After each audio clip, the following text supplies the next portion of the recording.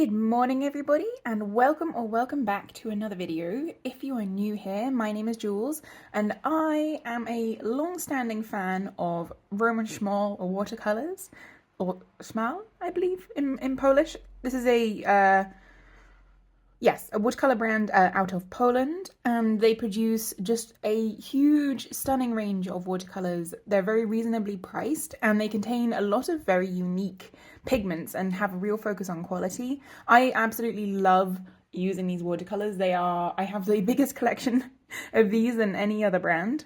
They come in these nice full pans. I think they also started making most of their colours also in half pans, but when they first were released, they only produced them in these full pans, and I really love full pans because you just get so much pigment to use there.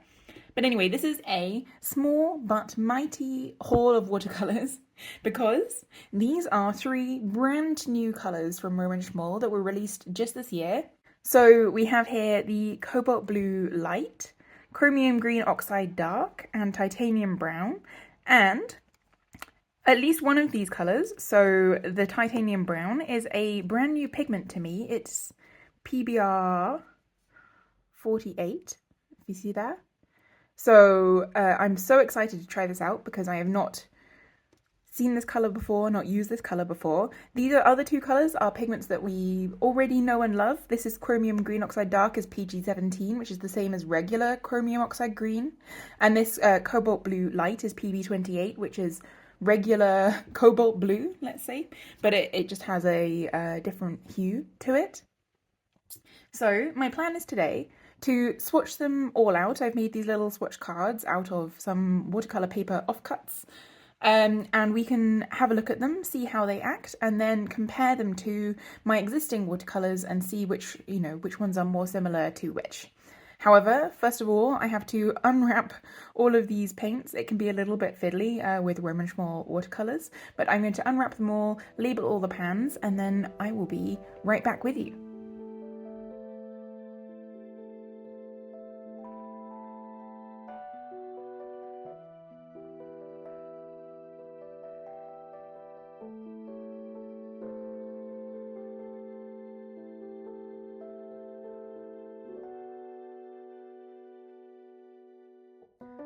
Okay, so that was largely painless. Sometimes Roman Szmal paints can be a bit sticky because they do include honey in their binder mixture, but these ones, as you can see, didn't stick too badly. If you do find that your paints stick, you should pop them in the fridge or the freezer for 5 minutes, maybe maximum, and then usually they come off just fine. What I really love about the packaging of these is that they contain a hand-swatched swatch of the colour, and so you can see very clearly what the colour will look like on the packaging, so that's just adding to my excitement. But it's always, of course, important to test all your colours on the paper that you'll actually use, and just to see what the colours feel like in your hands. It's quite a gloomy day here, so I've had my light on quite bright up until now. I'm going to try turning it down a little bit and seeing if we can get a more true version of the colour that way. Hopefully it's not then too dark, but yes, I'm very excited. So I'm going to take these one at a time. I'm going to swatch them out. I've got a pot of water just off screen here and my famous Da Vinci No. 1 Spin Synthetics quill brush, which is one of my favourite brushes for swatching watercolour. Going to give these a little bit of a reactivate and see what they look like. Okay, so first up is this Cobalt Blue Light. See, it has a bit of a waxy film on it from where the wax paper covers the watercolour when it's in shipping, but I don't find that this ever interferes with getting the paint off of the pan. Oh, it's just so much paint in these pans, it's so exciting. I've already made a mess, like, total disaster. But yes, let's just see. So I'm going to start in the mass tone at the top and gradually wash it out towards the bottom, hopefully. And this is 100% cotton watercolour paper. I do like to give my paints the option. Well, I think you sometimes see some more subtle characteristics of the paint on 100% cotton watercolour paper. This isn't super expensive watercolour paper, but it is cotton, and I do find they behave differently. I really love how this feels on this paper. I think this will be a granulating colour. Just trying to get it out of the out of the direct light there so you can see without the glare, but we'll definitely look at them when they're dry as well in that comparison with the other colours. But I think this is really nice. I think it's somewhere between a cerulean blue and a cobalt turquoise, which is honestly a colour which I love. It might even be close to some kind of manganese blue hue, maybe a little bit warmer, like more yellowy turquoise. But I think this is a really, really nice colour. I don't think I have anything like this so far in my collection, so looking forward to doing a comparison of that one. Just put that off to the side and bring in the next contestant, which is this chromium oxide green dark. So chromium oxide green is a relatively recent addition to my own collection, but I was just so intrigued by this. I do love a green, and it does seem to be very granulating on the swatch on the wrapper, so I guess we'll see if it still behaves like that in my hands. Sorry if you can hear that sound outside. I do have my windows open because it's been so ungodly hot here the last few days and I've been looking forward to an opportunity when I can open my windows without burning myself to death. So yeah, I think somebody's just making some noise outside for no reason. But yes, this is a very granulating colour actually. I can see it like almost immediately. It's quite a nice deep bright green when it's wet, but I think it probably dries a little bit more, a little bit deeper. But that granulation is absolutely crazy. Absolutely crazy. I think if you were painting like abstract forest scenes or something, then this would be an absolutely wonderful colour to have for painting like mossy rocks, mossy tree trunks. I'm getting ahead of myself. We'll just have to do a comparison with that compared to the other greens that I have. And then lastly, we have this titanium brown, which I'm going to be interested to compare it to their Naples Yellow Deep, which is also, I think it's chrome titanate or something, like that Naples yellow colour that people quite often use because it does look very similar in the pan. I don't mind having duplicates if it is very similar, but just for science, you know, we do everything for science around here. Can take the girl out of the science, but you can't take the science out of the girl, you know. So these paints have all been so smooth, which is exactly what I expect from Roman Szmal paints. They are such high quality. Genuinely some of the most enjoyable watercolor experiences that I had. I think it's really, for me, it's really between Roman Szmal and Schminke. But somehow the Roman Szmal ones feel less pretentious. Which is a difficult thing to quantify, but I really do just love how you feel so comfortable to use them. You know, you haven't invested all of that much of your hard-earned income into a big pan of watercolor like this. It even feels heavy with the pigment, and they just paint out so smoothly. I think these are absolutely stunning. Cannot wait to compare this to the other yellow ochres and titanium, the other titanium yellows in my collection. However, for now, I am going to let these dry. So I'll give it about 5-10 minutes and then come back and we can do a comparison with the rest of the colours in my collection. But so far, first impressions, really love these colours, especially this cobalt blue light, which is such a wonderful surprise to me and might just be exactly what I've been missing. Okay, so we are back. These paints are 99.5% dry. Just as an overview, I think they dried really nicely. You can certainly see that all of them are at least medium granulating to granulating colours, which I think a lot of people really love.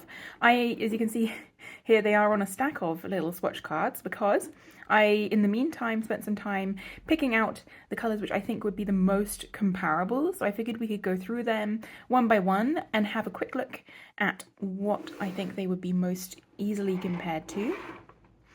So starting with the cobalt blue light, which is this wonderful, I don't know if it's 100% coming across on camera, but it's really like this nice medium turquoise blue. And it is granulating, but it's got quite a fine granulation, not like a chunky granulation, but it would add texture to mixtures, etc.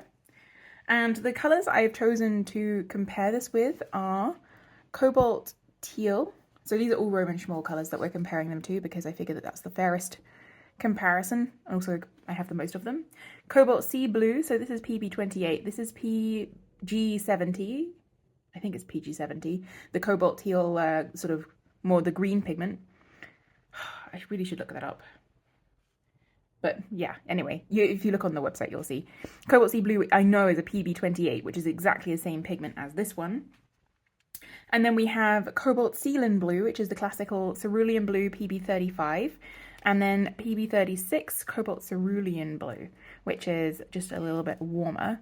So as you can see, I have a lot of these colours, and maybe on camera they look quite similar, especially these two I know look very similar, but the Cobalt Ceylon Blue, you'll just have to take my word for it, is lighter. It's a lighter tinting colour. It's more of a sky blue than the cerulean blue. But this colour is a bit more intense than all of those colours, and a little bit greener than these, but not as green as these, and a little bit deeper, and potentially a little bit more muted. I think it's a very, very interesting colour. I'm keen to do some mixes with this and compare them with some of the other cobalt blues that I have. But just in case you have any of these other colours, here is some sort of reference for what it looks like in comparison to those. It has a little bit less granulation. It has about the same granulation as the Cobalt Ceylon Blue, the PB35. The Cobalt Sea Blue, this swatch isn't the best for showing it, but it does have a much chunkier granulation, and then the Cobalt Teal doesn't really, I mean, it is granulating, but it produces like a much smoother wash than the others. So that's how I would compare those. I think it's similar granulation to these two, but slightly greener and in tone compared like these ones.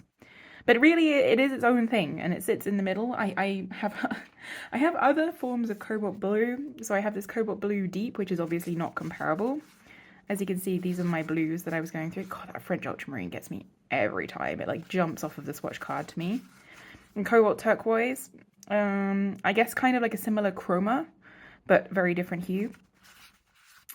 And anything else? Aquarius cobalt blue? No, not really similar to that one at all.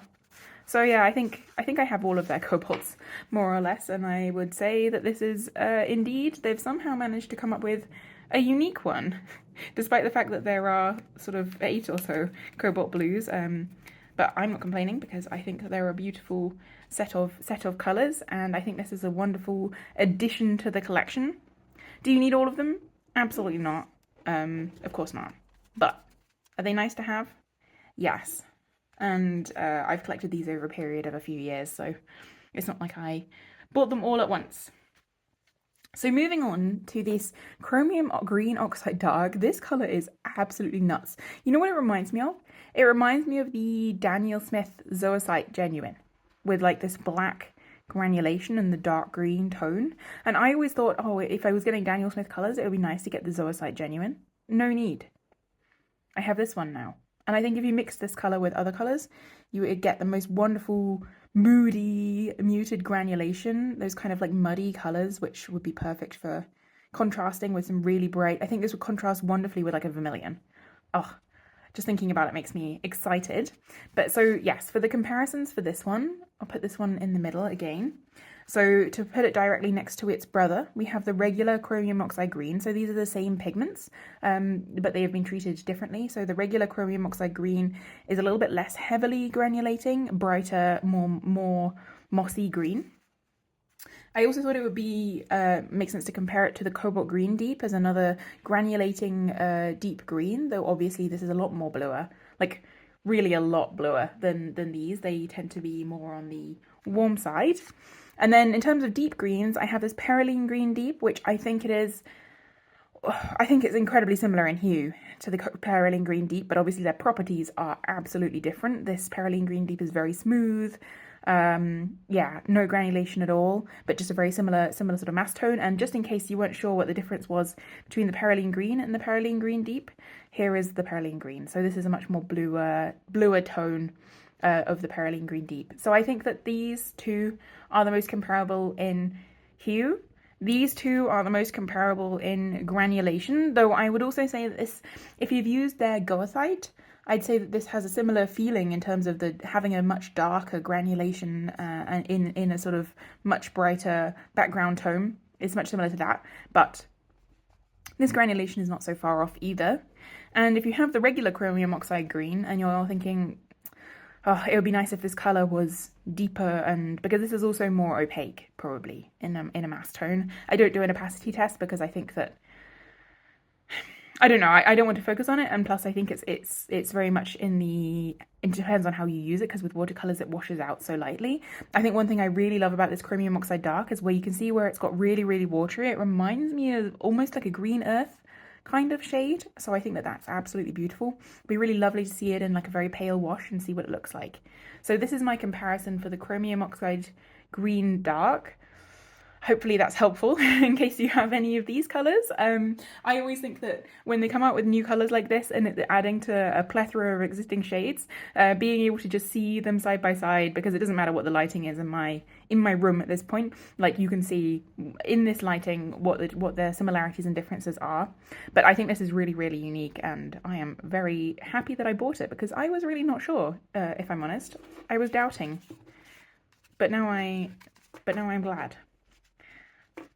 I'm thankful to my online art friends for encouraging me to spend money on even more watercolours, even when I've been in a bit of a watercolour slump and not in the mood to buy more. But maybe this has inspired me again, because it's made me look through all of my charts and stuff, and yeah. And then here we have the titanium brown. I can only describe this colour as golden retriever. This is a golden retriever colour. If you have if you have a golden retriever, you should buy this paint if you want to paint them. It does granulate, at least very finely, nothing too crazy chunky. I often find the more chunky granulation, I use chunky because I don't know how else to call it, coarse granulation, more difficult to use, so I tend to prefer the finer granulation, unless it's like for a special effect. And the colours that I have to compare it to are quinacridone gold, which is obviously nowhere near, but I figure that a lot of people might have this colour, so you can see exactly the hue. Comparing it to the gold ochre, so this is like a yellow ochre. It's a PY42 or 43, but it's like a very, very orangey yellow ochre. I have the Blue Ridge Raw Sienna, which is my most muted of my yellow earth shades. I think I did a comparison video on those, so if you want to find that in my swatching playlist, I'm sure it would be there for you. And then a couple more colours. I have this transparent gold ochre, which is another of my yellow ochres. And then, gosh, there were so many of these. This Naples Yellow Deep, which is the other titanium pigment.